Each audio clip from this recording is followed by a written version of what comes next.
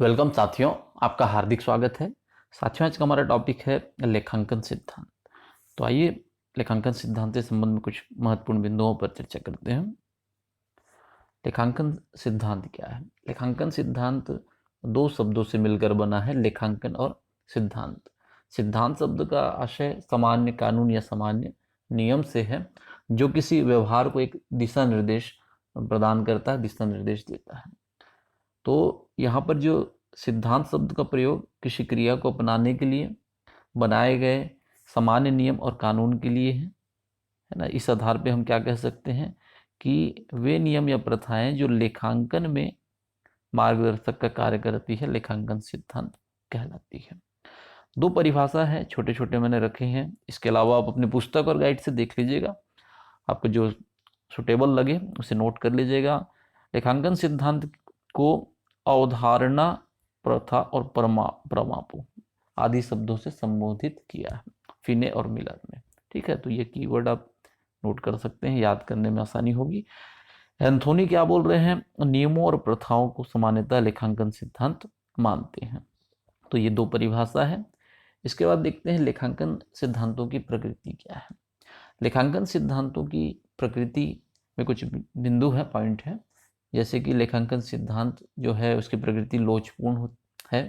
लेखांकन सिद्धांत के जो निर्माण है उसके हेतु अनुभव जो है प्रमुख आधार रहेगा। सरकार द्वारा प्रभावित हो सकती है।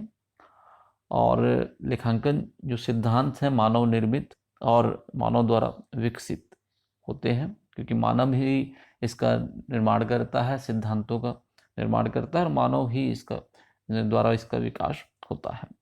लेखांकन सिद्धांत पूंजीगत और आयगत व्यवहारों में क्या है, भेद व्यक्त करता है। लेखांकन सिद्धांतों को व्यापक स्वीकृति, एक बड़े स्तर पर इसको स्वीकृति प्राप्त होती है, व्यापक स्तर पर स्वीकृति प्राप्त होती है। लेखांकन सिद्धांत तीव्र गति से विकासशील है और पेशेवर संस्थाएं द्वारा लेखांकन सिद्धांतों को मान्यता प्रदान किया जाता है। ये थे उसके कुछ प्रकृति के पॉइंट। इसके बाद देखते हैं लेखांकन सिद्धांत के आधारभूत तत्व क्या क्या है। पहला है उपयोगी। तो पहला पॉइंट क्या है? उपयोगी। लेखांकन सिद्धांत लेखा अभिलेखों की जो है उपयोगिता बढ़ाने वाले होने चाहिए, उपयोगी होने चाहिए। लेखा अभिलेख सही और महत्वपूर्ण सूचनाएं उपलब्ध करा सकेंगे और उन लेखा अभिलेख का उपयोग निर्धारित लक्ष्य की प्राप्ति में हम सहायक हो सकेगा, कर सकेंगे। व्यवहारिकता होनी चाहिए, है ना। तो लेखांकन सिद्धांत व्यवहारिक होने चाहिए ताकि उन्हें आसानी से प्रयोग में लाया जा सके, क्योंकि यदि लेखांकन सिद्धांत जटिल हुए तो महत्वपूर्ण होते हुए भी, अगर जटिल है तो महत्वपूर्ण होते हुए भी उसका व्यवहार संभव नहीं हो सकेगा। ऐसे सिद्धांत क्या है, फिर अव्यवहारिक बन जाएंगे। तीसरा पॉइंट है प्रथाओं पर आधारित। लेखांकन के सिद्धांत व्यापारिक जो प्रथा है, परंपरा है, उस पर आधारित होना चाहिए, ताकि जो व्यापारी है अपनी आवश्यकता और स्थिति के अनुसार लेखापालकों के द्वारा सामूहिक अनुभव के आधार पर इसमें क्या है, परिवर्तन किया जा सके। तटस्थता और निष्पक्षता एक पॉइंट है। लेखांकन सिद्धांत किसी भी व्यक्ति की इच्छा पर आधारित नहीं होनी चाहिए, बल्कि इसको क्या है, तटस्थ होना चाहिए, निष्पक्ष होना चाहिए, तभी ये व्यापक रूप से सभी स्थितियों में लागू किया जा सकेगा। अगला पॉइंट है मानवीकृत वास्तविक तथ्यों पर आधारित, ना। वास्तविक तथ्यों पर आधारित होना चाहिए, किसी वस्तुनिष्ठ प्रकृति का नहीं होना चाहिए। लेखांकन सिद्धांतों में व्यक्तिगत विचार या व्यक्ति विशेष स्थिति में लागू होने वाले सिद्धांतों को समावेश नहीं करना चाहिए। उसके बाद लास्ट है मानवीकृत। लेखांकन सिद्धांत मानवीकृत होता है।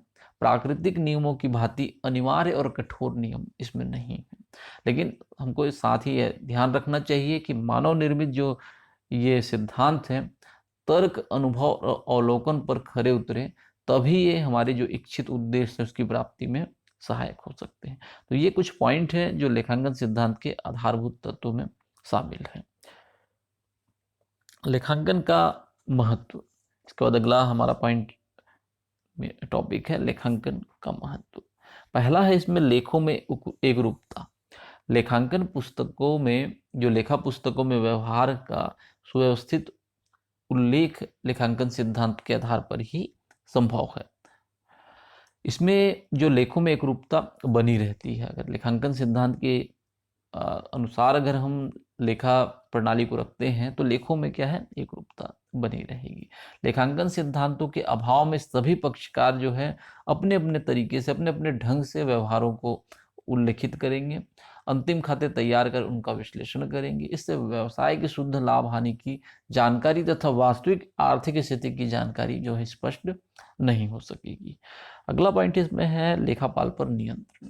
लेखांकन सिद्धांत के प्रयोग से लेखापाल जो है लेखांकन कार्य में पक्षपातपूर्ण या मनमाने ढंग से निर्णय नहीं ले पाएगा।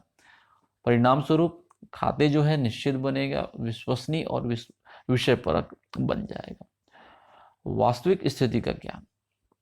वर्तमान में व्यापारिक कार्यकलाप से केवल व्यवसाय के स्वामी है केवल वही नहीं जुड़ा रहता, बल्कि लेनदार, विनियोगकर्ता, सरकार, बैंक और बीमा कंपनी भी व्यवसाय से जुड़कर व्यावसायिक गतिविधियों पर नजर रखती है। लेखांकन सिद्धांतों के सही उपयोग से ही इन्हें वास्तविक लाभ हानि की जानकारी और सच्ची आर्थिक स्थिति की जानकारी प्राप्त हो पाती है। साथ ही महत्वपूर्ण सूचनाओं के छिपाए जाने की संभावना कम होती है। तो ये वास्तविक स्थिति का ज्ञान इससे होता है। पथ प्रदर्शक और मार्गदर्शक का कार्य। लेखांकन सिद्धांत लेखापाल के पथ प्रदर्शक का कार्य करता है।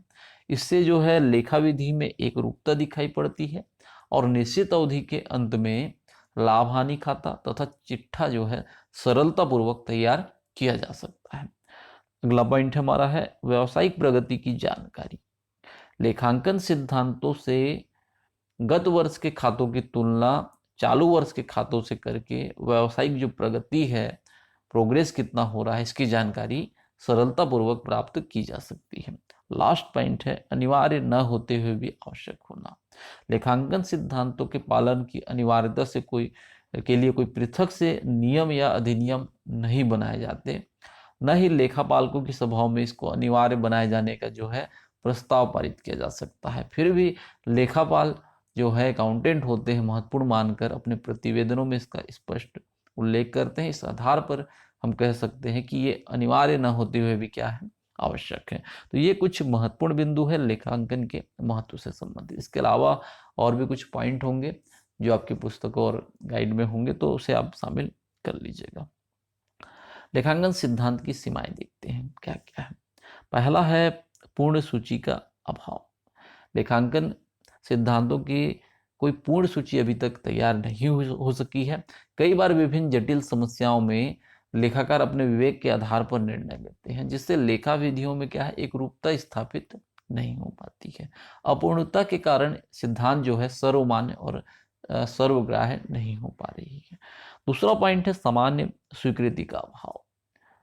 लेखांकन सिद्धांतों पर सामान्य स्वीकृति का अभाव। व्यवसाय की जो प्रकृति है और परिस्थिति के अनुसार लेखांकन सिद्धांत पृथक पृथक जो है अलग अलग महत्व रखता है। व्यावसायिक संस्थाएं अपनी इच्छा अनुसार इन सिद्धांतों का उपयोग या प्रयोग करती है। कोई भी इकाई इन सिद्धांतों के पालन के लिए बाध्य नहीं होता है। एक ही उद्योग में, एक ही इंडस्ट्री में कहेंगे तो अलग अलग जो लेखाकार अकाउंटेंट होते हैं अलग अलग सिद्धांत को उचित ठहराकर खाते तैयार करते हैं, जिससे ये सिद्धांत क्या है, व्यापक स्वीकृति से वंचित हो जाती है। अगला पॉइंट है प्रतिपालन में भिन्नता। लेखांकन सिद्धांत को लागू करने के पृथक पृथक अलग अलग ढंग है। अब तक जो भी सिद्धांत प्रतिपादित हुए हैं उन्हें सभी लेखाकार समान रूप से व्यवहार में नहीं लाते। व्यवसाय की जो प्रकृति है, आवश्यकता और सुविधा को ध्यान में रखकर लेखांकन सिद्धांतों का प्रयोग किया जाता है, जिससे क्या होता है, जटिलता उत्पन्न होती है, लाभ हानि का निर्धारण प्रभावित होता है। लेखांकन सिद्धांतों के प्रयोग में यह निश्चय पूर्वक नहीं कह सकते कि किसी विशेष समस्या के समाधान में व्यावसायिक संस्था किस विशेष सिद्धांत का प्रयोग करेगी। तो ये अभी क्लियर स्पष्ट नहीं है, अपने अपने तरीके से सब इसका पालन कर रहे हैं, तो प्रतिपालन में भिन्नता है। अगला पॉइंट है भावी अनुमानों का भ्रामक होना। लेखांकन के कुछ सिद्धांत भावी अनुमानों पर आधारित होते हैं। ये अनुमान सदैव सही नहीं होते, इससे व्यवसाय की सही आर्थिक स्थिति प्रकट नहीं हो पाती। जैसे संपत्ति पर ह्रास की गणना संपत्ति के अनुमानित जीवन काल के आधार पर की जाती है। यदि जीवन काल का जो अनुमान गलत हो तो ह्रास की राशि भी गलत होगी। परिणाम स्वरूप चिट्ठे में संपत्ति का सही मूल्य जो है प्रकट नहीं हो सकेगा। उसके बाद अगला पॉइंट है पूंजीगत और आयगत मदों में अंतर स्पष्ट न होना। लेखांकन के सिद्धांत जो है पूंजीगत और आयगत मदों में अंतर स्पष्ट नहीं कर पाते। यह बहुत कुछ व्यवसाय की परिस्थितियों और उद्देश्यों पर निर्भर होता है। पूंजी और आगम जो है आयगत मद है उसमें अंतर स्पष्ट न हो पाने की स्थिति में वास्तविक परिणाम और आर्थिक स्थिति जो है वास्तविक प्रकट नहीं हो पाएंगे। इसके बाद अगला है आर्थिक, सामाजिक और राजनीतिक वातावरण का प्रभाव। लेखांकन सिद्धांतों पर आर्थिक, सामाजिक, राजनीतिक वातावरण का आदेश काल का प्रभाव भी पड़ता है। लास्ट है सीमित क्षेत्र। लेखांकन सिद्धांत का क्षेत्र जो है सीमित होता है। ये सिद्धांत केवल व्यवहार के लेखांकन तथा वित्तीय विवरणों तक ही सीमित है। इसे लेखांकन की सभी विधाओं में लागू नहीं किया जा सकता। तो ये लेखांकन सिद्धांतों की सीमाओं से संबंधित कुछ पॉइंट हैं। इसके अलावा आप अपनी बुक और गाइड से जो पॉइंट है उसे भी आप शामिल कर लीजिएगा। उम्मीद करता हूँ ये वीडियो आपके लिए यूजफुल, हेल्पफुल रहेगा। लाइक, कमेंट के माध्यम से अपना प्यार बनाए रखें और ज़्यादा से ज़्यादा शेयर करें ताकि कॉमर्स के हमारे जो हिंदी मीडियम के विद्यार्थी हैं वो भी इस वीडियो का, इस चैनल का लाभ ले सकें। और यदि अभी तक सब्सक्राइब नहीं किया है तो सब्सक्राइब जरूर कीजिएगा। Thank you.